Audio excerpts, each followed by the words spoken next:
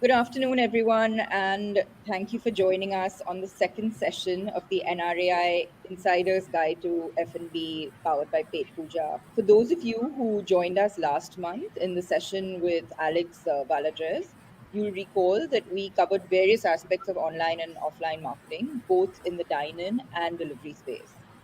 Today's session is going to deep dive further into one of these aspects, which is digital marketing. Now, we all know that we can't keep our businesses away from the digital world and the internet, especially since COVID. So, the idea of today's session was to share some best practices and also learn how to go about creating an effective strategy in the first place. We have with us Sunena Basu, who is the co founder of Rafiki Marketing. She's at the helm of their performance marketing practice and has spearheaded Rafiki's growth within this space over the past 4 years, onboarding over 80 plus brands. She's a firm believer in using data to drive business decisions and is on a constant quest to optimize clients' marketing campaigns. And I can vouch for that because we do work with Rafiki. Sunena studied at Tufts University and graduated with a BSc in psychology. She's worked in the marketing industry for over 4 years in the US and India with a focus on strategic performance marketing for both B2B and B2C clients. She's even taught a search engine marketing class at the Indian Institute of Digital Education and was part of cohort 9 for Goldman Sachs 10K Women's Program in collaboration with IIMB. We also have joining us today Sheval Desai, who is the Chief Growth Officer at Petpooja.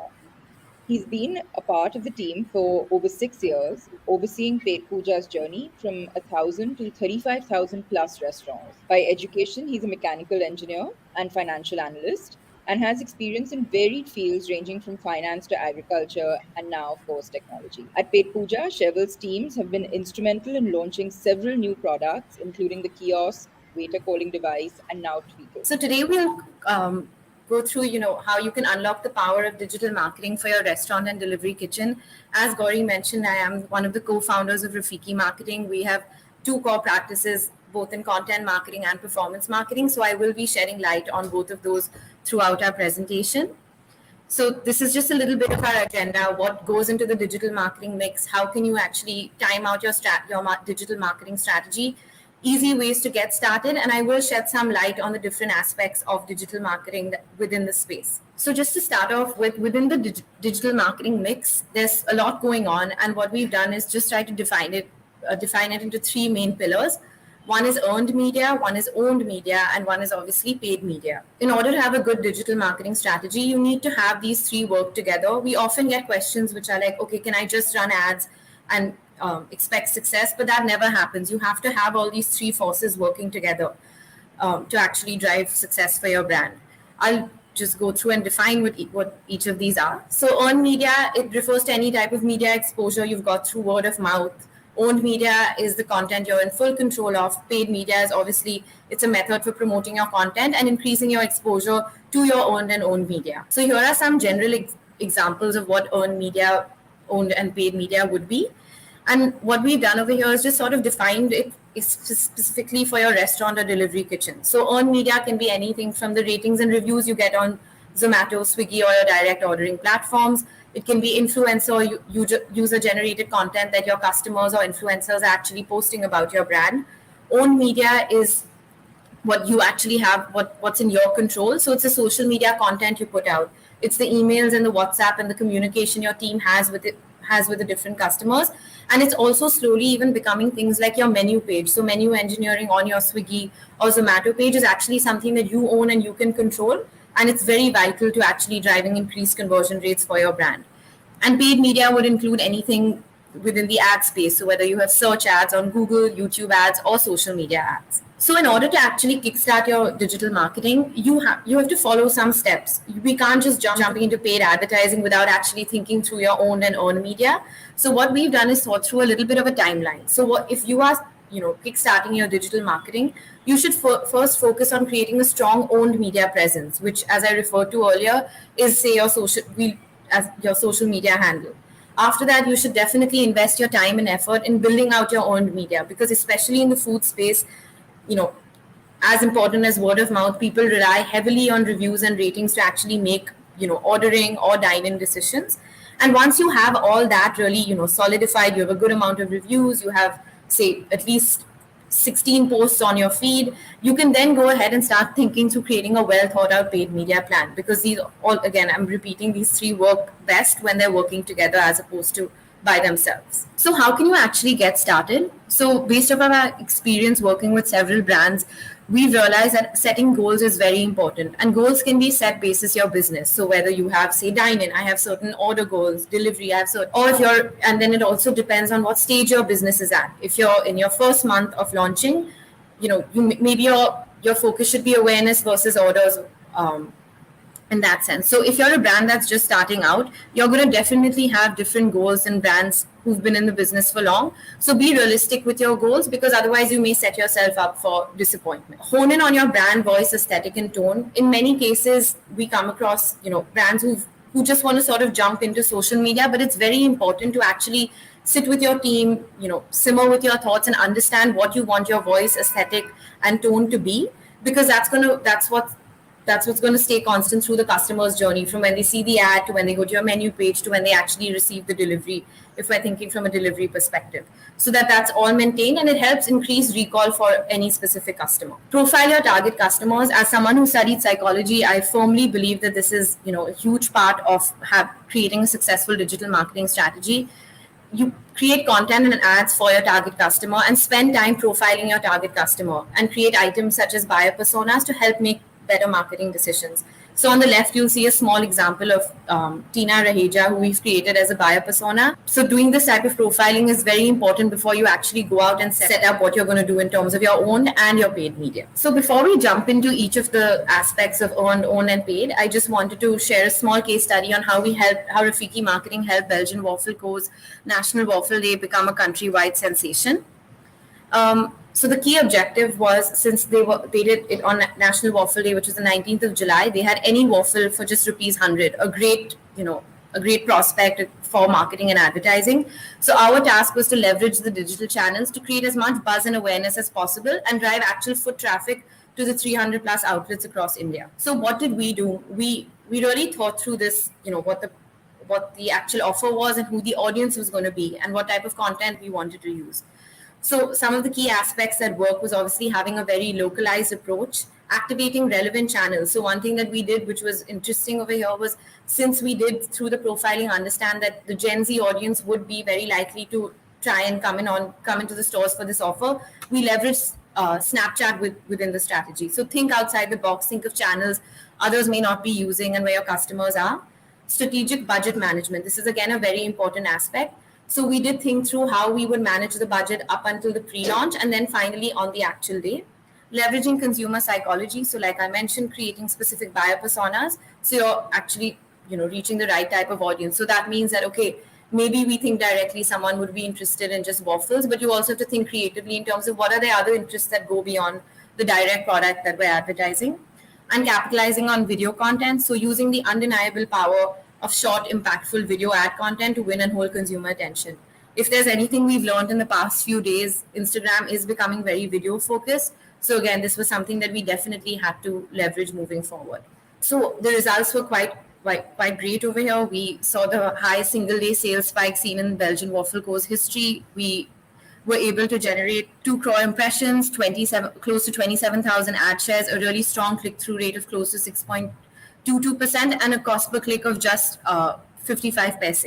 So overall, this entire digital strategy, considering of the content, the influencers, and paid advertising, worked really well to drive success. So I'm going to now transition into the different aspects of media that we went over. I'm going to start off with owned media. So owned media is, you have to focus on creating a strong owned media presence, which is over here we'll use it for content and social media. So some key tools that you can use to set your own media up for success are: consider planning ahead by using monthly and weekly content calendars, predefine content buckets and content formats for your brand ahead of time. So whether it's, this would obviously depend on who your target audience is. But again, do you want to get into how many posts should be about product shots, how many posts can be about behind the scenes? All of these content buckets will help you really formalize your content marketing strategy. Always be testing, even since Instagram is always changing, it's very important for us to be flexible as well. Always try out different content formats, timings of posts, different types of call to actions you can actually have on your posts. conceptualize and pre-plan your photo and video shoots.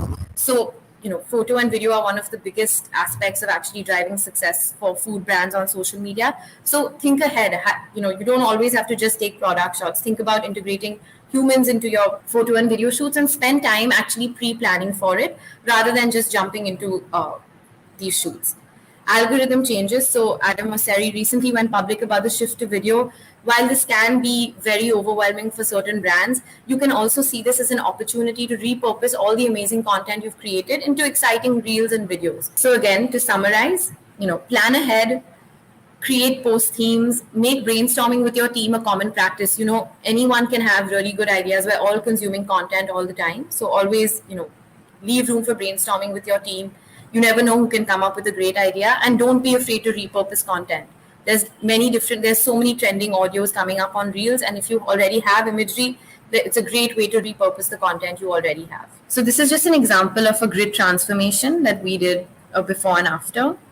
And also just some information on, different calls to actions you can actually use to engage with your audience. And Rafiki ourselves, we have a strong focus on Reels. So if you follow us on Instagram, you can get a lot of great tips on content marketing from our experts. What is earned media and why do we even actually have to focus on it? So customers seek out reviews and customers leave reviews on aggregators for 4 key reasons. One is risk reduction. So if I actually read a positive review, I'm reducing my chances of any type of bad experience. Efficiency, it helps us make quicker decisions when it comes to where should I order from or where should I go to dine in. Remorse, if you leave a negative review, you can make a guest feel like they're actively helping others. So when any of us look at negative reviews, we actually say, okay, we're happy someone has actually been honest enough to share this experience, so I don't waste my time or money going to a certain place. And influence, some reviewers simply want to influence the decision of others. This is where all the influencers that leave reviews or have great Zomato profiles actually come in. So what are the key tenets of earned media for your restaurant? So we sort of summarize for restaurants what would actually be relevant for earned media. Obviously, number one is reviews and ratings on aggregators. So followed by UGC on social media, and third, influencer content. So reviews and ratings are almost like the bread and butter, especially for delivery brands right now.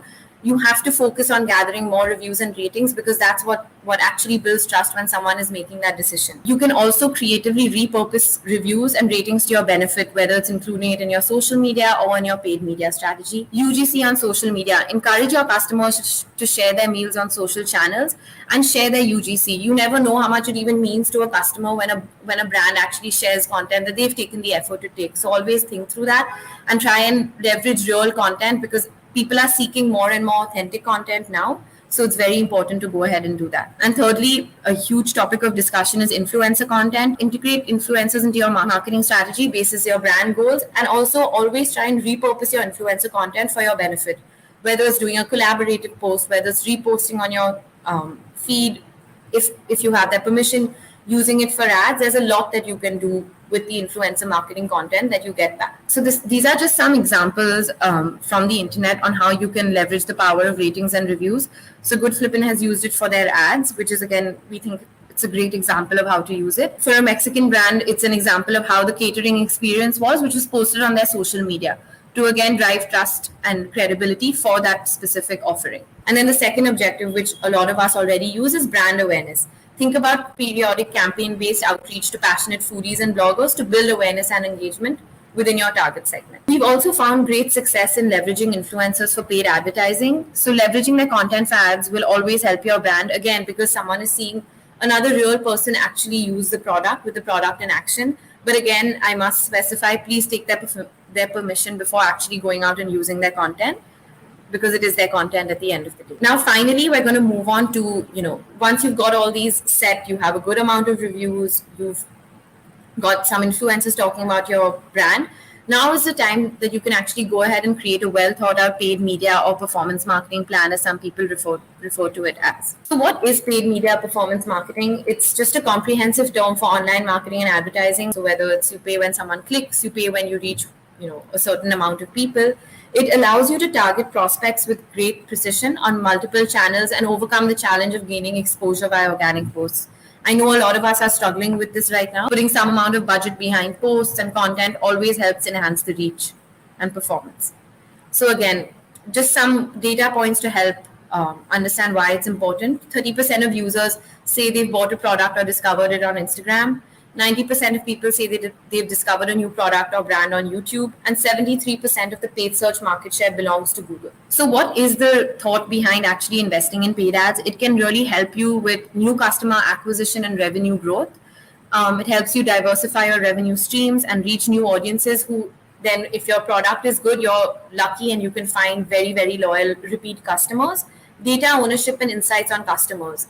So as we struggle with privacy becoming more of a focus, running ads and running ads across different platforms actually gives you a lot of interesting insight into who your target customer is.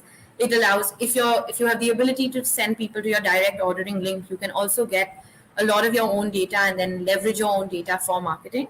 And you can actually track, nurture, and optimize your campaigns every single day if you feel like. So based off our experience, the channels that have worked best for restaurants have been Instagram, Facebook, Google, and YouTube. However, if you have some amount of experimentation budget or the desire to experiment, we've seen some amount of success with Snapchat, LinkedIn, Twitter, and Pinterest as well, obviously depending on your goals. So if you have a Gen Z audience, definitely try Snapchat. If you're trying to do a little bit more of a corporate catering or something like that, LinkedIn could be something to explore, but you obviously have to, we do recommend talking with an expert before making these decisions unless you're experimenting with a small budget. So what are the steps of creating a structured paid media strategy? You have to go through these three to ensure that you're not missing any pieces. So the first obviously is planning, the second is implementation, and the third is monitoring and optimization.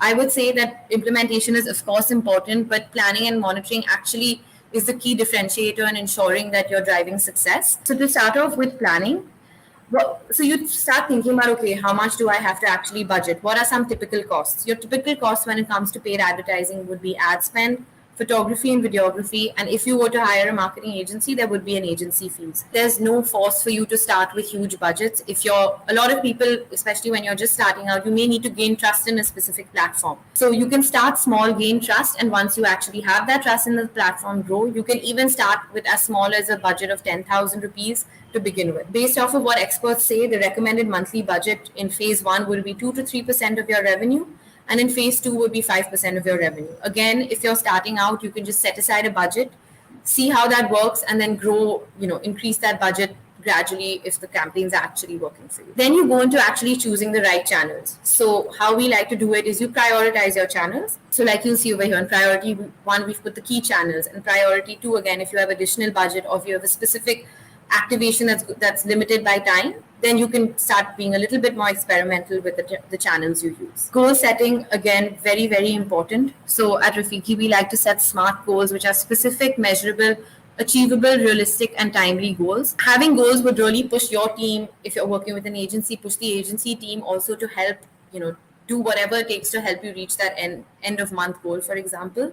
So a few goals you could set. So say month 1, you're just starting out, you want to have 1,000 visits to your Linktree or Swiggy menu page or any page on the aggregator, and you want to reach at least 1 lakh new prospects via your ads. In month 2, you want 100 orders across your aggregators, but 25 orders on your direct link. You want an improved CTR, and you want 200 new followers on your Instagram page. Month 3, you want 20% growth month over month, 40 sales on the direct link. You have a return of ad spend in mind, and you want 600 new followers. These are just examples, and obviously depends on what stage you are at in your journey. But we do believe that having these goals helps everyone work better and harder to achieve them. So here's a quick summary. We will be sharing the presentation at the end, so I won't go into detail for each aspect. But what we've done over here is charted out what does each channel work best for. So YouTube works best for awareness. Search ads are incredible for conversion because you're leveraging intent. Facebook and Instagram video ads work really well for awareness. Facebook and Instagram carousel ads, which allows people to actually explore your menu within within 10 to 15 seconds, are great for conversions and website traffic. Instagram post promotions are very good for engagement. So whether it's saves, shares, follows, and even DMs, actually starting a communication channel with your customers. And Facebook and Instagram lead gen also works really well if you want to build your database. If you don't have a database yet and you feel people are not actually submitting their information on direct ordering links, you can use Facebook and Instagram lead generation to build out your database. So often people ask us that if I have a lower budget, what can I prioritize? Again, based off of in market movements, Facebook and Instagram tend to be a little bit cheaper to start off with because it's less intent based. So we do recommend, if you have a lower budget, always start off with Facebook and Instagram, gather some learnings, and then you can move on to Google search and YouTube. So once you have all the channels and everything you've selected, I'm just going back to this point about buyer personas, which I indicated in the start. It's very, very important when it comes to actually setting up your audiences and thinking about what content you're going to show. So buyer personas are semi-fictional representations of who your ideal customer is, and actually defining these buyer personas helps you tailor and segment messaging, and in the long run bring down your cost of acquisition. So the best buyer personas are developed either through market research or from your existing customer database, understanding from your team, what are the type of people coming into the restaurant, observing that, speaking with team members who've actually had communication with customers is great. In the process of building target personas, if it's too difficult to actually hone in on one, you can actually have a customer segment mind map. So, okay, are they Bollywood fans? Are they discount seekers? Are they frequent travelers? Are they Gen Z and millennials? Are they foodies? Are they working professionals?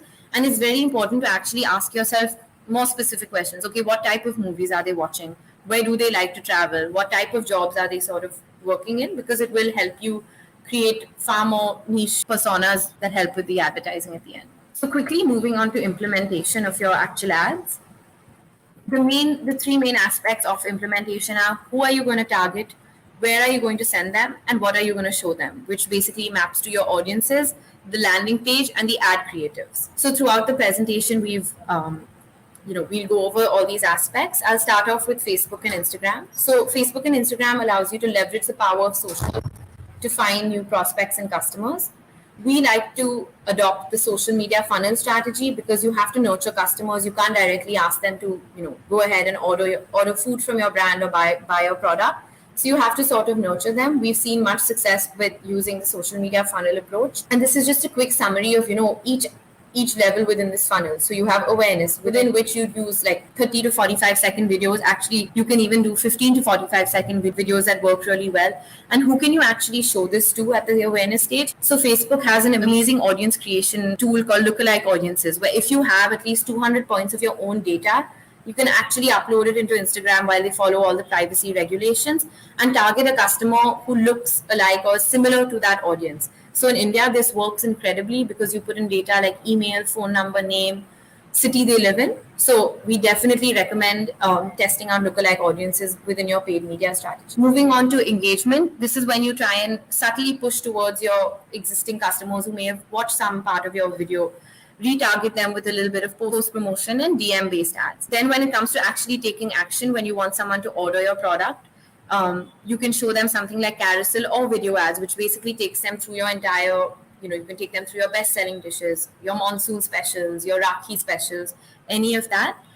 And we've sort of defined what would the objective be. So where do I direct my ads to? We get this question very often, and this is completely dependent on what your goal is. So if you're a delivery focused brand, you have many options. You can send them directly to Swiggy, directly to Zomato, you can take them to Thrive or .pay or wherever you have your direct ordering, or you can actually consider sending them to your Linktree. And why Linktree? Because ultimately we don't know we're not always sure what our customer is most comfortable with. So maybe they prefer ordering on Zomato because they have Zomato Pro. Maybe they want to order on Swiggy because they paid for Swiggy One. If they're a loyal customer, they'll be more than willing to order on, say, Thrive or .pay. So these are your options. And then for dine-in, you can even send them either to the Zomato booking page or send them directly to your WhatsApp or to call you to make a reservation. So with a few brands that we've worked with, we have seen that actually moving to a Linktree approach rather than forcing customers into one of the three landing pages has helped increase click-through rate and increase the end goal, which is conversions, by 35%. So the point over here is always try to think about, where your customer is actually going to want to convert, or at least give them the option in that case. So what are some of the targeting capabilities that Facebook and Instagram allow? Obviously, number one is location, very, very important for food brands because it has to fall either within your delivery radius, or if you're doing dine-in, it needs to be somewhere people can actually reach and come to easily. and not, you can't promote like say distances that are 1.5 hours away from each other, because someone may not actually make that effort to come and dine in there. Age, gender, language, demographic, very important. Again, if you're a regional brand where you want, or you have a specific, you're selling say Bengali food, for example, you could consider targeting people who actually speak that language. You can also do gender targeting based off of say special occasions. Say for Rakhi, you would want to have a different approach for brothers versus sisters. So again, this is where that comes to play. Interest groups, again, now interest groups should be created based off of the buyer personas that you started off creating when you were creating your strategy. So we've given you two examples. One is a little bit broader. Broader audiences are tending to work better right now. So just generally people who are interested in food or delivery. And then secondly, especially I'm speaking from experience advertising in a place like Bombay, the vegetarian audience is huge. So if you have say Gen specials or you have vegetarian pizzas, it's very important to actually show tailored content to a specific audience. You can actually target based off of what their needs are. There's a lot more targeting capabilities available, which we'd be happy to sort of shed some more light on. But you can go down to certain brands that they engage with, certain products, certain places, certain TV, certain music that they listen to as well. Leverage your own data. This is very, very important. So Facebook allows you to remarket or retarget based off of any information that you have of your customer. So whether it's how they've engaged with content on Facebook or Instagram, whether it's the data you've collected over time, you can upload any of that information into Facebook and actually retarget your customers. This is a really strong tool for targeting that we definitely recommend using. What kind of ads work well for restaurants? So over time, again, we figured out a few ad tips and tricks that you can use. Obviously, tempting food shots, whether it's say you have a cheeseburger or you have a burger, have a video of like the cheese oozing out, for example. Have a video of someone dipping bread into cheese or dip. That works really well. Consider deals, giveaways, and discounts. You don't have to always have it on, but when it's topical, this is based in the reciprocity principle, where if you're asking a customer to do something for you, you should also give them. If it's not part of your brand ethos, at least have deals or discounts once or twice within a quarter to at least delight your customers. Product innovation, again, a very underestimated method to actually increase your ad performance. Consider bundling your bestsellers, consider having lunch combos, because the more creative you are with your product, the easier it becomes to advertise, and the more likely someone is actually to stop and click and engage with your content. User-generated content, so utilize your influencer and customers' content, because again, as I referred to earlier, it works really well to build trust and credibility. Ratings and reviews, leverage your ratings and reviews from platforms again to drive this trust and credibility. And reel content. So again, as we move towards this video-focused approach on Instagram, repurposing your reel content for ads is incredible. Click-through rates on reel promotions are much higher. People are loving to engage with any type of reels that have, say, trending audio as well in the back. So definitely integrate it into your strategy. So just some examples of what it takes to have a good ad. Again, high-quality imagery, a clear call to action, calling out the dish name, and having topical and relevant ad copy within your ads as well. So this is another example of where we actually took the data from the brand on what their bestsellers were, and we created a bestseller focused ad with the actual dish names, and just simply even adding the dish name on the image helped enhance our click-through rates. Another example of an ad that we created for a salad brand. Over here, what we've done is we've specifically called out the location that they were launching in.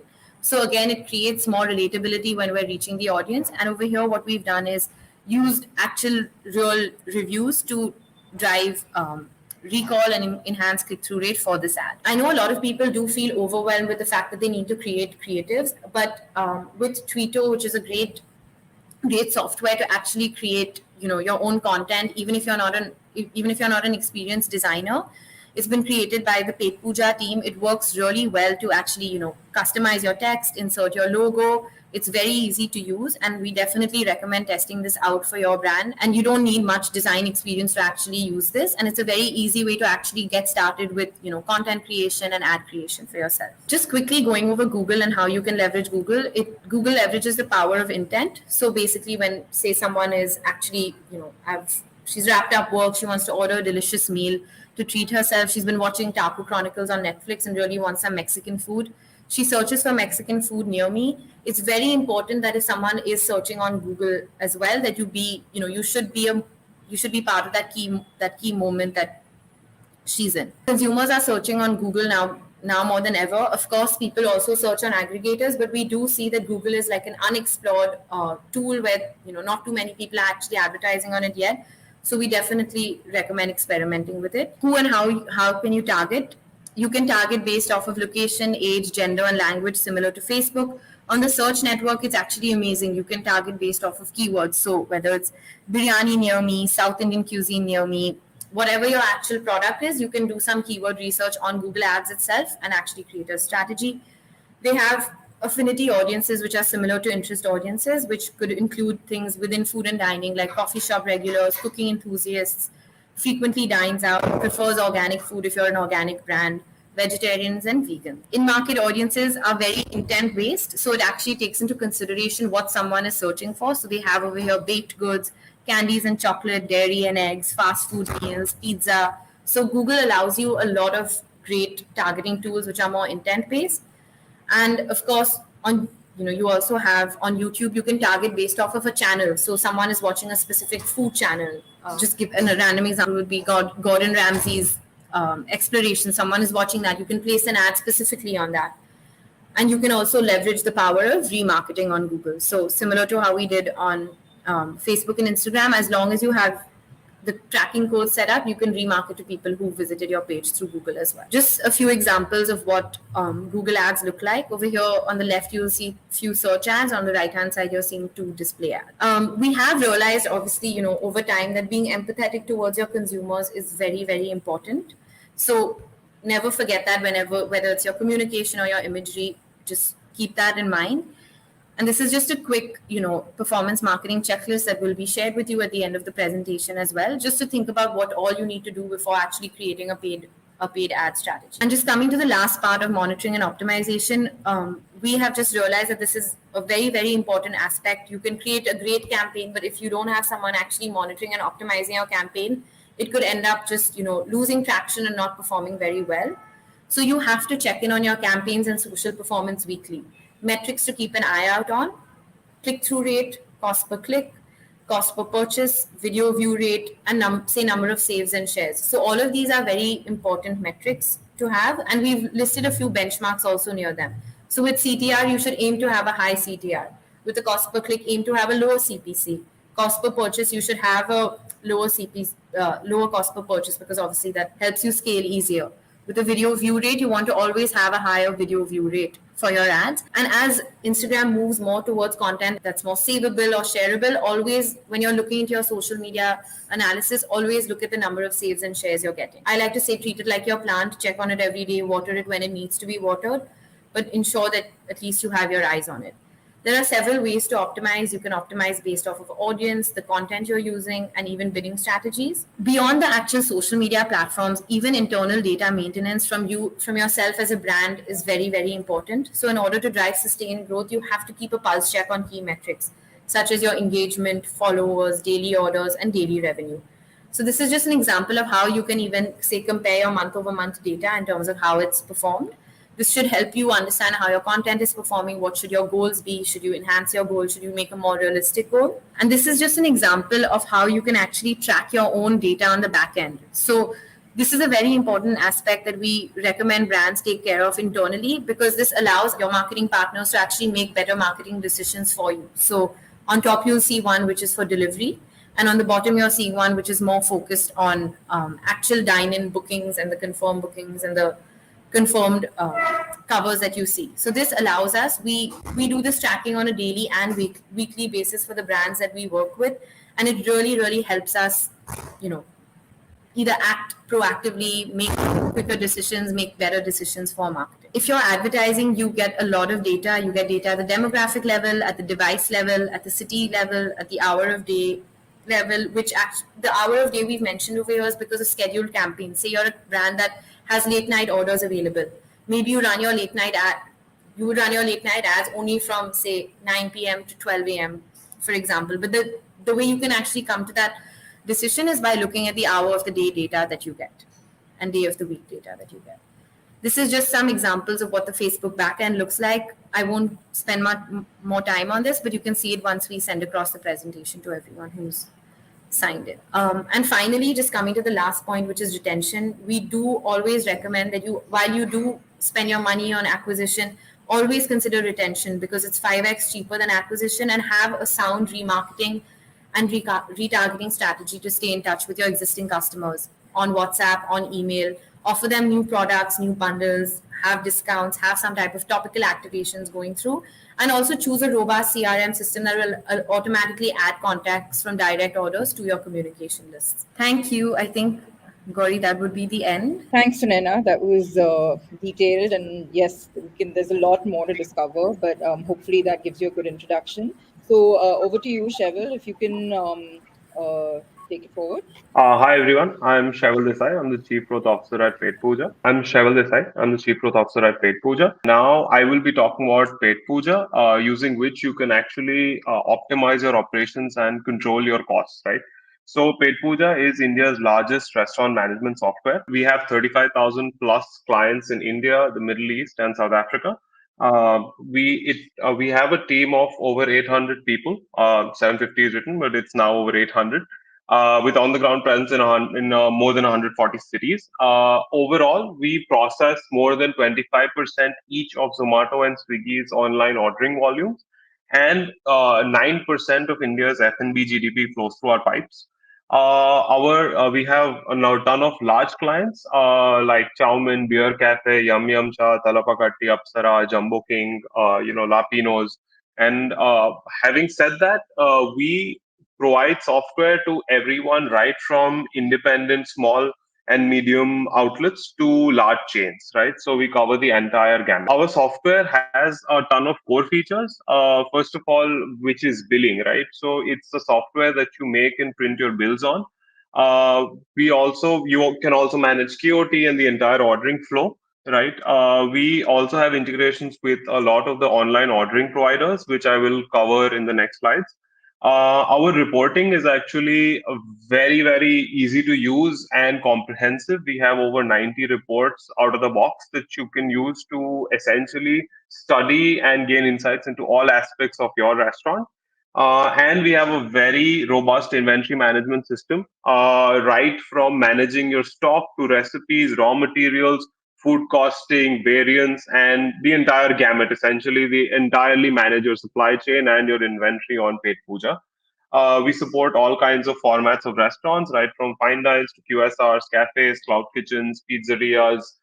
Anything, any kind of F&B retail is our domain. So we have a ton of integrations, right? What we believe is that a software will not be able to work standalone. Today, what has happened is there are over 100 different B2C apps that customers interact with your restaurant, right? This could be the likes of online ordering players like Zomato, Swiggy, or direct ordering platforms like Thrive and DotPay. It could be loyalty providers like Relo, Hashtag, Zeno, number of these guys, right? And at the same time, you would also want at the back end to do your accounting with ERPs like Tally, SAP, or all of that. So using Paid Puja, all your data can actually directly get pushed into all of these platforms, right? And from Zomato and Swiggy, you can actually get all the ordering into Paid Puja. You can also manage your complete menu from Paid Puja itself. We also have a number of add-ons, including Captain Ordering app, which allows your servers to take orders at the table. We can make your online ordering website for you, kiosk, loyalty. So essentially, we cover the entire spectrum of products that is required to manage and run your restaurant. The most important part of integration is managing your online ordering channels.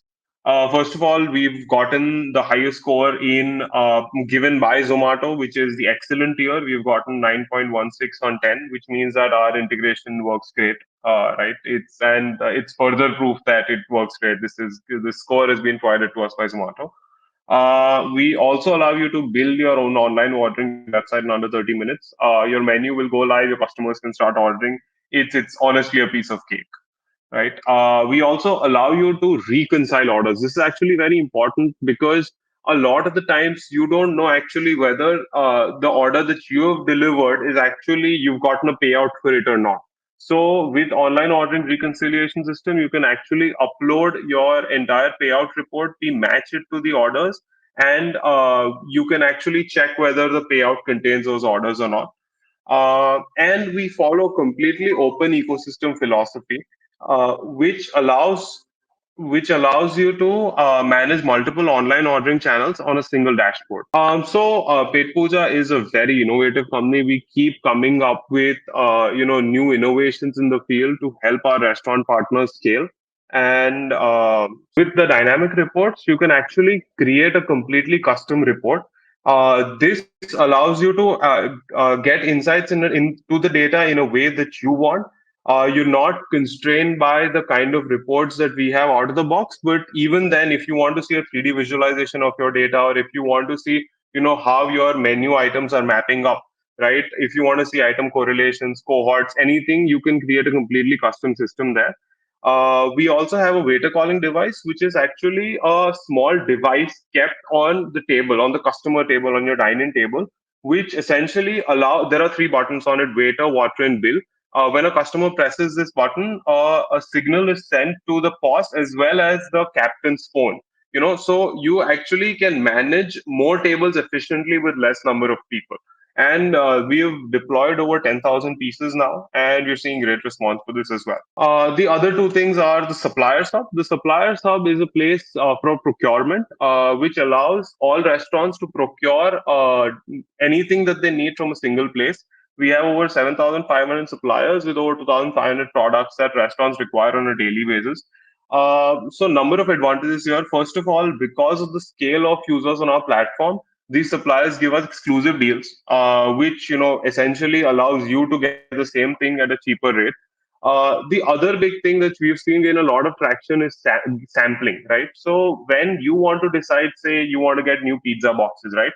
You just click a button. Petpooja will get five different pizza boxes from five different vendors sent to you. You can then decide and do the negotiation offline. The second, as Sunana mentioned, is Twitter. Twitter is essentially an app that allows you to create graphics for your restaurant, right? It could be anything. It could be graphics for WhatsApp, graphics for Instagram, for Facebook, essentially any visual platform you can create graphics for. We have a ton of templates. So we have over 50,000 templates today, right? It covers all ranges of cuisines, right? From North Indian food to Chinese, Mexican, you name it, and it's there, right? Allows you to customize the text, customize the offer, and post. It is that simple. We have purposefully not we don't have a lot of editing options. Our editing is limited to text. We have actually hired a ton of professional creators to make these templates so that everything is in order and it becomes really easy for you to share. So at the end, right, why should you choose Paid Puja? The first is we believe software should be simple to use, right? It has to be easy for your staff to adapt and get onto it. It can have 1 million features, but if your staff is not using them, there isn't a point of it. So the core of the software is simplicity. The second is innovation. So, like I showed you, Petpooja, continuously innovates on new products. We keep bringing them to the market, like Tweeto, Suppliers Up, and we'll be launching one more really soon. And that's in our DNA. So, if you stick with us, you'll continuously have updates and new products to essentially improve your operations and your marketing. The third is support. So we provide 24/7 on call and on field support. You can have live training sessions as many times as you require. We understand that a lot of SMBs and their staff need handholding, and we ensure that our support team is always present. And the fourth is integration. So we have over 150 integrations directly integrated with Paid Puja like Zomato, Tally, and the likes that I showed you before. All of this is available in 10,000 rupees for the first year, and the renewal is 7,500 rupees. So please reach out. We really believe that Paid Puja will be a great help to your restaurant. And if there's anything, please feel free to reach out to us. Thank you. That was really helpful. So for everyone tuning in, both the presentations are available on the NRAI website. That's www.nrai.org. So you can download them, and once this is done, we'll also be sharing the recording, so you can have the complete presentation with the explanation as well. So we've had a few questions from the audience. So Naina, this one's for you. Google paid search ads are expensive. Any Yeah, thoughts on that? you're definitely right. They, especially search ads, are more expensive, which is why we said that you can prioritize it in phase two once you have a little bit more trust. But the other side of search ads is that someone has a lot of intent, so that your 500 or 1,000 rupees spent could drive much higher returns as opposed to 1,000 or 500 rupees spent on Facebook or Instagram. What was your tentative spend for the Belgian waffle campaign so that it helps us correlate to the results from Anuja Bondwe? I don't know if you can So share that. that was a bigger budget campaign that was about close to around 2 to 3 lakhs of spend. And how did you kind of measure the output of that? Like, because you did say So it was very successful.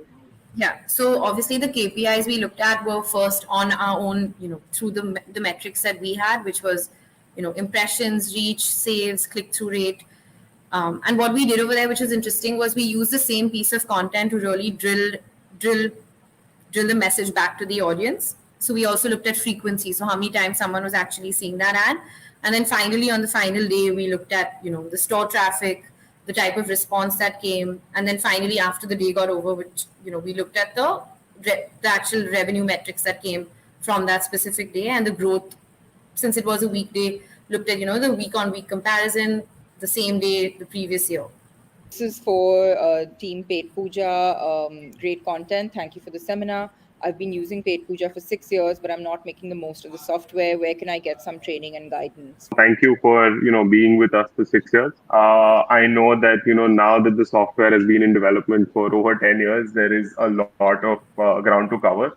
And so you're actually most people, I would say 95%, 90% of the people don't use more than 20% of the software. However, we would love for that to change, right? I can give you my email ID. I've already put it out in the comments. You can reach out to me, and anyone who's watching this can feel free to reach out to me. I will get a training arranged for you guys, and make sure that you can get to 100% usage. Sheval, is there an escalation matrix for Mumbai support team of Petpooja? Yes, I will also be providing that on the comments itself. That is a support escalation matrix. Sunena, is there an SEO for Instagram as well from Mansi? So we recently did a post on this on Rafiki's Instagram, so you can check out our Instagram post there. But there's no direct SEO, but you can definitely help enhance. Your people are searching, especially there was an interesting article that said that Gen Z is searching more on TikTok and Instagram than on Google. So when it comes to the type of hashtags you put, that's something where SEO really makes a difference on Instagram. Our latest post does do a deep dive into that, so I definitely recommend checking out that video. What should be a marketing spend for a startup on a small budget? You can start off with say 10 to 20,000, which is I think a good enough amount if you're. And this I'm assuming you're one restaurant in one location. Obviously, if you're pan India, that number would change. But if you're you have one outlet and say or two outlets in one city, you can start with 10 to 20,000. See the performance and then scale to higher budgets, but you can start between 10 to 20. Okay, and there's another question for you. Firstly, great seminar.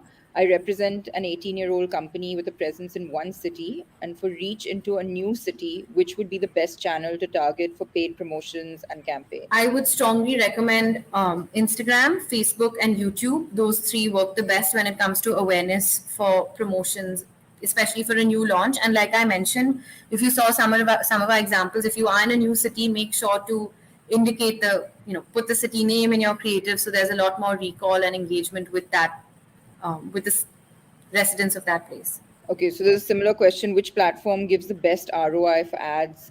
Is it Facebook, Insta, or Google? In our experience, because of the Facebook and Instagram tend to be a little bit more scalable, we've seen it from Facebook and Instagram. I actually had a question as well, which I know we discussed previously, which is that there's been a lot of sort of chatter about Instagram, and the efficacy of posts, etc. now, and the engagement that we're getting. So, what would your feedback be on that, or what would your advice be on dealing with the sort of drop in engagement that everyone's seeing across the board?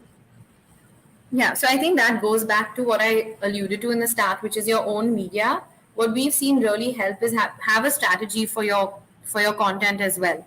So whether it's putting things into, say, content buckets, like I said, think about content that's more shareable, more savable, because that's what's going to work. So I'll give you an example. If you're say a pizza brand, you can consider adding, say, memes or something that's a little bit more humorous into your strategy, as opposed to just posting about your product, because ultimately you want people sharing it within their DM groups on DM.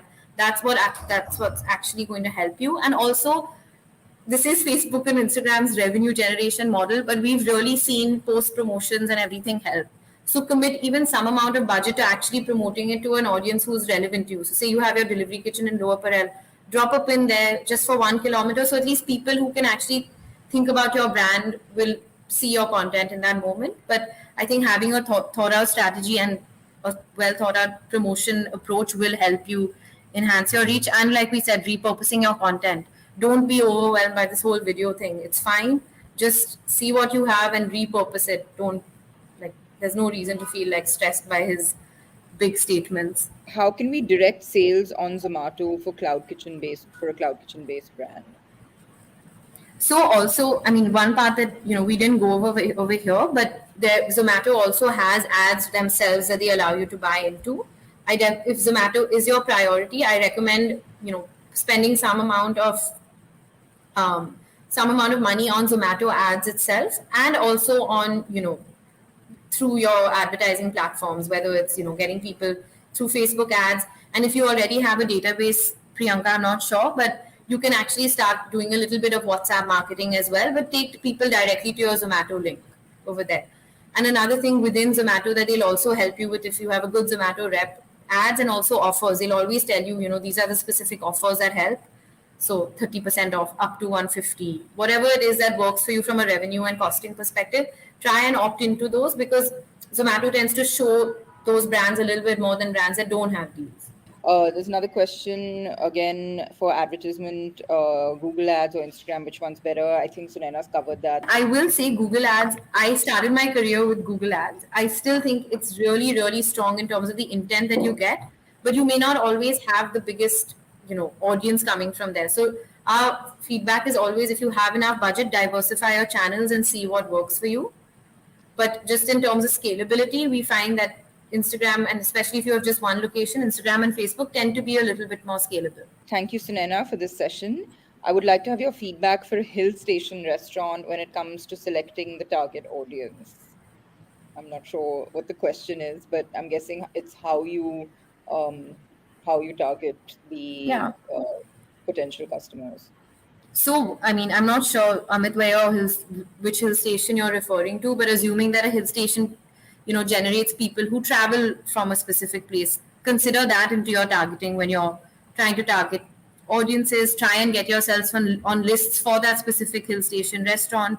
Ensure that, I'm not say I'm just taking a random example, Lonavala and Bombay. If you have that, you can think about targeting people who are maybe, searching for restaurants in Lonavala within Mumbai itself. So you can try and sort of activate that. I'd have to have a little bit more detail to give you a response that I am happy with, but you can definitely reach out to me on my email, which is on the deck to ask. Can you share a bit more on WhatsApp promotions, please? I think that what you need to think through, again, what we found works really well is, even with your WhatsApp promotion, have a plan in place. Think about okay, I'm going to reach out to my audiences 3 times. What am I going to reach out to them with? One can be a little bit sales focused. One can be a little bit more value adding. You don't always have to target your consumer saying order. Say that, okay, we have, best dishes for your sun sign, for example. Even content like that will help you, break the clutter. Sometimes even your customers want to get fun content from you. So plan ahead, have diversified content that's going to your customer. And also, even then, I'm sorry to say this, but use video, because again, video helps. People are more likely to forward videos on different groups that they're a part of. So just consider that. The question is, how do we balance our Instagram grid with reels and carousels and posts? This is the question of the week. Instagram is going on saying that reels are going to become a majority of it, but we do understand that that's not, quite possible. So we like to at least have, I would say at least 50% of your posts should be video, and then you can split the rest with carousels and single image, say your product imagery that you have. Another really easy way to make your static content into video is by making them GIFs. So it's quite easy, but it's again moving. It uses that. And if you're using even direct posts, add some music from the music section on Instagram, because all of us are now just attuned to having some type of sound when we're scrolling on Instagram. It can be annoying at times, but just try and leverage that as much as you can. And what we recommend to all our clients is any new offer Instagram gives you in terms of a feature, just jump on it and leverage it, because the first users always get first mover advantage. How would one know what these new features are? We follow, I mean, Instagram can announce it, or you can follow Rafiki. We usually share them on our feed. I would say like most experts would know what's happening on a daily basis. I also recommend following in like the Instagram, people from the Instagram team. There are great resources like online resources, WordStream, Later Media. All of them tend to be giving you that information quite in a timely fashion. I wanted to ask, see, a lot of people, I think, get stopped by the fact that they think they might need to do a very professional kind of video or a shoot to, post. And people fret a lot about the quality of content, right? And the professionalism of the content that they're putting out, right? And so have you seen UGC or even, things taken from your phone work really well, or do you need to spend those bucks that you need to for professional content? So I do definitely recommend that, you should have at least one photo shoot that takes you over 2 to 3 months, because we've seen when you use like even for your menu pages, right, where I was saying your own media, the product imagery is what's going to sell how it works. So I don't think you can rely completely on iPhones, but for your daily content posting, I think you can, if you have like a good quality phone that's taking, high, like a lot of the Samsung Galaxy, Google Pixel, a lot of them, if you have a good quality phone that's taking that, you can definitely use it. But on that point, UGC, I think, and if you're framing UGC in a smart way, like say you make it into a video with a nice cover image, see how much our customers loved it, something like that, you can always try and integrate it into your feed. And that's why we say don't shy away from using your users' content, because they've also put in some amount of effort to actually create it for you. So Naina, I have a question. You've been saying videos the format du jour, right? So that's what everyone's focusing on. But Instagram has the video format and the reels, right? So which sort of are videos not as relevant as reels? So they've actually gotten rid of, or they're moving towards getting rid of the entire other angle of videos. So it's going to be reels and videos will be combined under one. But even then, I have my own food blog. So I did an experiment with myself on posting very similar content in that video format versus reels, and the reels just outperformed any type of like the same video like the original video that they used to have. Another question. Oh, asking me what is my social media strategy? I have none. I just personally I post whatever I feel like. So I'm the worst person to ask. But for our brands, Sunaina is probably the right person. But I mean, one thing I would say is that you can't have something that's just a copy paste across different brands. It really has to be tailored to your product, to your demographic, that your TG, and just I think more than anything else, it's also about what the brand voice is, right? So you could be a pizza brand which is lots of fun and sort of targeting a younger audience, or more meme sort of centric, and then you could be a fine dining restaurant which is a slightly more sophisticated kind of imagery content and tone of voice, right? So I don't think it's one size fits all. There's another one here for cloud kitchens. Can ads only on Swiggy and Zomato help, as scroll visibility is important? Yeah. So in our experience, there is much value in running ads on Swiggy and Zomato. But one thing that we feel is not as great is that the level of insight you get in terms of what are people actually searching for, what is that type of information coming from it, is not as detailed as what you get on self-serve platforms. However, if you are starting out, I definitely do recommend, investing that amount in Swiggy and Zomato to at least start with, see where that gets you. Like with some brands, we started with just say 10,000 on Swiggy, just to understand, okay, in month one, what was the type of response that we got. But again, I'm always a proponent of diversifying your channels, so that now tomorrow, if you're running an ad for a pizza brand, say it's a truffle pizza, just an example. Someone's seen an ad on Instagram for truffle pizza. Now, when they come on Zomato, they've been primed at the back of their head. You search for truffle pizza and your ad shows up again. You're thinking through their journey.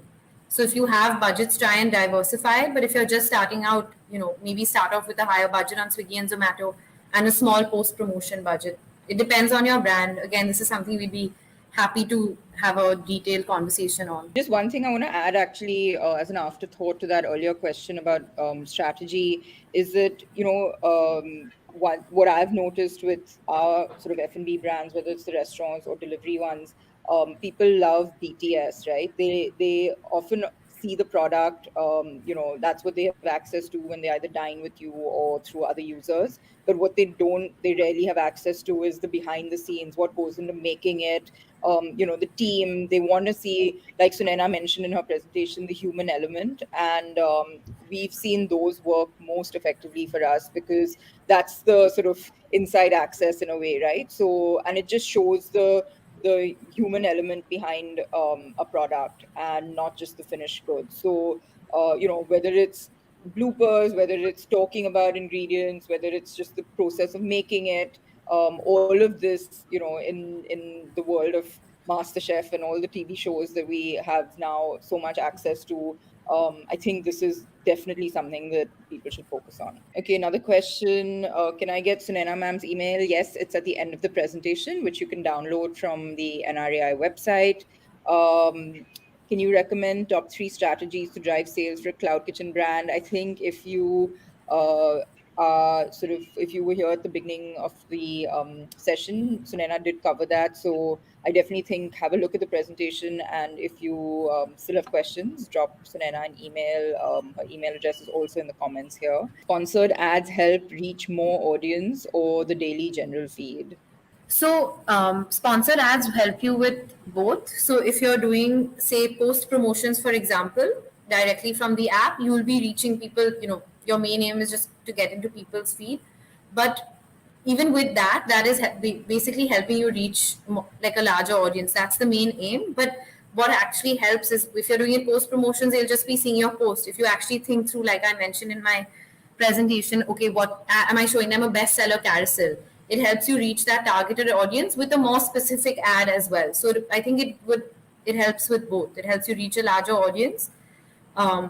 But if you're doing, say, remarketing or retargeting, it'll help people who already follow you. But we always recommend, if you're starting off, try and reach a net new audience. If you already have, say, if you're a larger brand and you already have 50K followers, remarketing to your existing audience will drive the best results for you. Okay, guys, I think that's it for the Q&A session. Thank you all for all your curiosity and follow-up questions. And of course, thank you, Sheval and Sunena, for that really great presentation, which, like I said, is available on the NRAI website.